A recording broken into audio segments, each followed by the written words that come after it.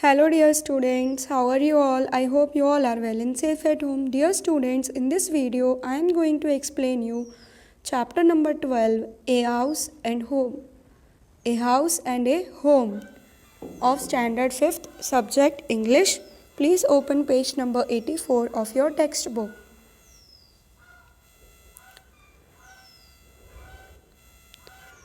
This poem is written by Lauren M. Hawley. Lauren M. Hawley. A house and home. यहाँ पर हम chapter 12 का Hindi meaning समझेंगे, इसका क्या मतलब है वह समझेंगे। Before starting our chapter, 2 questions are given here. First question is there any difference between a house and a home? क्या कोई अंतर होता है इन दोनों के बीच में? एक हाउस और एक घर, एक होम में क्या अंतर होता है? What's that? यदि आपको पता है तो आपको बताना है कि वह डिफरेंसेस क्या हैं। अब हाउस मतलब हमें पता है हाउस और होम हम दोनों सेम टर्म यूज़ करते हैं सेम चीज़ के लिए, हमारे घर को रिप्रेजेंट करने के लिए, घर की तरफ इंडिकेट करने के लिए। लेकिन यहाँ पर हाउस और होम में बहुत ज़्यादा डिफरेंसेस हैं और इस पोयम में हम उन्हीं डिफरेंसेस को क्लियर करेंगे। हाउस का मतलब होता है मकान और होम मतलब होता है घर।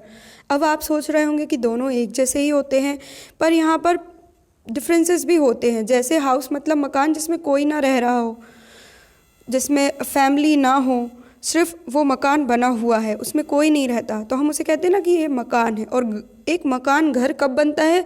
जब उसमें एक अच्छी सी फैमिली आकर रहती है, प्यार से मिलजुल कर रहती है, जैसे ये पिक्चर में आपको शो किया गया है, तो उसे हम कहते हैं होम मतलब घर या गृह, और हाउस मतलब मकान मतलब एक बिल्डिंग। ओके, तो यहाँ पर इसके जो राइटर हैं लॉरेन एम हॉली, इनका बर्थ हुआ था 8 दिसंबर 1921 को यूएसए में, और इनकी डेथ हुई थी 7 सितंबर 2006 में। ओके स्टूडेंट्स, तो ये आप नोट डाउन भी कर सकते हैं। चलिए स्टार्ट करते हैं। What is a house? It's brick and stone and wood that's hard, some window glass, and perhaps a yard. It eaves and chimneys and tile floors, and stucco and roof and lots of doors. Second stanza. What is a home? It's loving and family and doing for others. It's brothers and sisters and fathers and mothers. It's unselfish acts and kindly sharing and showing your loved ones you are always caring. Okay, चलिए समझते हैं। पहले house के बारे में पढ़ेंगे, next stanza में home के बारे में पढ़ेंगे।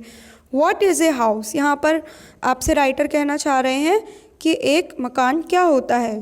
तो मकान क्या होता है उसका आंसर भी यहाँ पर वे बता रहे हैं। इट्स ब्रिक एंड स्टोन, यह ईंट और पत्थरों से बना हुआ होता है। ब्रिक मतलब ईंट, स्टोन मतलब पत्थर। एंड वुड दैट्स हार्ड, और इसमें लकड़ी का यूज़ भी किया जाता है जो बहुत कठोर होती है, ठोस होती है। अब यहाँ पर इसका मतलब क्या है? आपने देखा होगा जब घर बनता है तो उसमें ब्रिक्स, सैंड, सीमेंट, बहुत सारी चीज़ों का यूज़ किया जाता है। आयरन रॉड्स का यूज़ भी किया जाता है, स्टोन्स का, और वुड का यूज़ जैसे फर्नीचर में वुडन डोर्स लगे हुए हैं, विंडोज़ लगी हुई हैं वुड की या ग्लास की। Some window glass and perhaps a yard, और उसमें कुछ विंडो ग्लास होंगे मतलब खिड़कियों के कांच होंगे या खिड़कियां लगी हुई होंगी लकड़ी की या फिर कांच की बनी हुई। एंड परहैप्स अ यार्ड, और उसमें एक यार्ड भी हो सकता है, आंगन भी हो सकता है। यार्ड मतलब आंगन, परहैप्स मतलब शायद। It's eaves and chimneys, eaves क्या होता है? Lower edges of a roof that sticks out over the walls, मतलब छज्जा। जो आपके स्लोपिंग रूफ वाले हाउसेज होते हैं, जैसा कि इस पिक्चर में शो किया गया है, यहाँ पर आपको ये ऑपोजिट वी जैसा कुछ दिख रहा है, रेड कलर से लाइनिंग्स, इन्हें स्लोपिंग रूफ हाउस कहा जाता है। तो इसके नीचे का जो किनार है, एज है, उसे हम कहते हैं क्या? छज्जा मतलब ईव्स। एंड चिमनीज, और घर में क्या होगी? चिमनीज भी होगी, उस मकान में क्या होगी? चिमनी। यहाँ पर आपको ब्लैक कलर से एक पाइप जैसा दिख रहा है, चिमनी। तो चिमनी क्या होती है? स्ट्रक्चर थ्रू विच स्मोक और steam is carried up away from a fire and through the roof of a building.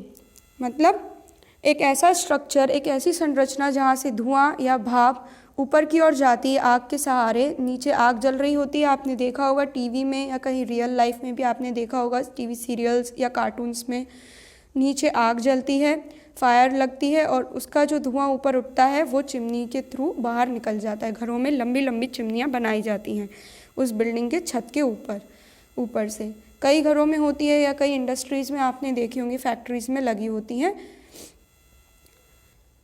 And tile floors, और जो फर्श होता है वो टाइल का बना होता है। टाइल आप जानते हैं एक तरह का आपका जैसे स्मूथ फ्लोर जिसे हम कहते हैं, जो चिकना होता है। आजकल सभी के घर में टाइल्स का यूज़ किया जाता है फर्श पर। And स्टको and roof and lots of doors. स्टको का मतलब होता है एक तरह का प्लास्टर या महीन बारीक चूना, a type of plaster that is used for covering ceilings and the outside walls of a building.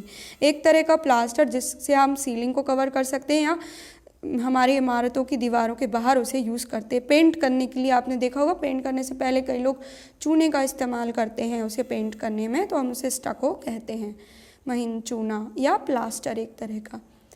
And roof मतलब छत। एंड लॉट्स ऑफ डोर्स, और उस मकान में छत भी होगी और बहुत सारे दरवाजे होंगे, दरवाजे खिड़कियाँ होंगी। मतलब ये सारी चीज़ें एक मकान में होती हैं। यहाँ पर फैमिली का कोई जिक्र नहीं किया गया है। यदि फैमिली होती तो हम इसे क्या कहते हैं, होम कहते। अब यहाँ पर हम हाउस की बात कर रहे हैं तो यहाँ पर सिर्फ एक बिल्डिंग की बात हो रही है। समझ में आ रहा होगा आपको। चलिए देखते हैं, सेकंड स्टैंजा की तरफ पढ़ते हैं। व्हाट इज़ ए होम, मतलब घर क्या होता है। It's loving and family and doing for others. ये बहुत प्यारा होता है। यह इसमें एक प्यारी सी फैमिली, एक परिवार रहता है जो दूसरों के लिए काम करता है, दूसरों की सेवा करते हैं उनके फैमिली मेम्बर्स। जैसे कि आपको पिक्चर में दिख रहे हैं, ग्रैंड पेरेंट्स, पेरेंट्स और चिल्ड्रन दिए हुए हैं। जो मदर है वो सबको टी सर्व कर रही हैं और बच्चे मस्ती कर रहे हैं अपनी ग्रैंड पेरेंट्स के साथ। और मतलब एक हमें दिखाई दे रही है एक फ़न लविंग फैमिली की पिक्चर यहाँ पर शो की जा रही है। होम, एक हाउस होम कब बनता है, जब उसमें एक अच्छी सी फैमिली आकर रहने लगे और सभी मिलजुल कर रहें। It's brothers and sisters and fathers and mothers, और उसमें भाई हो, बहनें हो और पिताजी हो, माताजी हो, मतलब एक फैमिली रह रही है, फैमिली के मेंबर्स रह रहे हैं। It's unselfish acts and kindly sharing, और वहाँ पर रह रहे जो लोग हैं वो अनसेल्फिश हैं, मतलब स्वार्थी नहीं हैं। स्वार्थी वो होते हैं जो खुद के लिए काम करते हैं, सिर्फ खुद के बारे में सोचते हैं, उन्हें हम कहते हैं सेल्फिश। और अनसेल्फिश उसका अपोजिट, मतलब जो दूसरों के लिए भी काम करते हैं। एक्ट मतलब वर्क। एंड काइंडली शेयरिंग, और खुशी खुशी प्यार से अपनी चीज़ें मिल बांट के खाते हैं या शेयर करते हैं। कोई भी चीज़ हो उसे शेयर करते हैं, चाहे दुख हो या सुख हो। And showing your loved ones you are always caring, और अपने प्रियजनों को ये दर्शाते हैं कि हम उनकी हमेशा कितनी देखभाल करते हैं, केयर करते हैं। ओके स्टूडेंट्स, तो यहाँ पर होम के बारे में बताया गया था कि एक मकान घर कब बनता है, जब उसमें एक लविंग फैमिली आकर रहती है और बहुत प्यार से रहने लगती है, तब हम उसे कहते हैं होम। और हाउस का मतलब जब सिर्फ एक बिल्डिंग है जिसमें कोई फैमिली नहीं है। तो यहाँ पर लॉरेन एम हॉली जो राइटर है इस पोएम के, उन्होंने यही अपनी पोएम के थ्रू हमें समझाना चाहा है। ए house and home, lesson number 12 of standard 5th English. This is the end of our today's chapter. I hope you all have understood this chapter well.